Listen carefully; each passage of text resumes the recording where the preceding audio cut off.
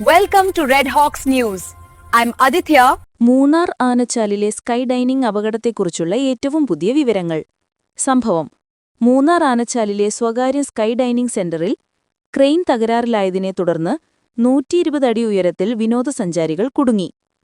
കണ്ണൂർ സ്വദേശികളായ ഒരു കുടുംബത്തിലെ 4 പേരും 2ഉം 4ഉം വയസ്സുള്ള കുട്ടികൾ ഉൾപ്പെടെ ഒരു ജീവനക്കാരിയുമാണ് കുടുങ്ങിയത്. കാരണം ക്രെയിനിന്റെ ഹൈഡ്രോളിക് ലിവർ തകരാറിലായതാണ് ക്രെയിൻ താഴ്ത്താൻ സാധിക്കാത്തതിന് കാരണം. രക്ഷാപ്രവർത്തനം: ഏകദേശം 4.5 മണിക്കൂറോളം നീണ്ട പരിശ്രമത്തിനൊടുവിൽ ഫയർഫോഴ്സും നാട്ടുകാരും ചേർന്ന് എല്ലാവരെയും സുരക്ഷിതമായി താഴെയിറക്കി. വടമുപയോഗിച്ചാണ് സാഹസികമായി ഇവരെ താഴെയെത്തിച്ചത്. എല്ലാവരും സുരക്ഷിതരാണ്. പക്ഷേ ഇത്തരം സാഹസിക വിനോദങ്ങൾക്ക് കൃത്യമായ മാർഗരേഖ ഉറപ്പാക്കുന്നതുവരെ ഇത്തരം റൈഡുകൾക്ക് നിയന്ത്രണം വന്നേക്കാം. അഡ്വഞ്ചർ ഇഷ്ടമാണെങ്കിലും ഇത്തരം കാര്യങ്ങൾ ശ്രദ്ധിക്കണേ. കൂടുതൽ വാർത്തകൾക്കായി ചാനൽ സബ്സ്ക്രൈബ് ചെയ്യൂ.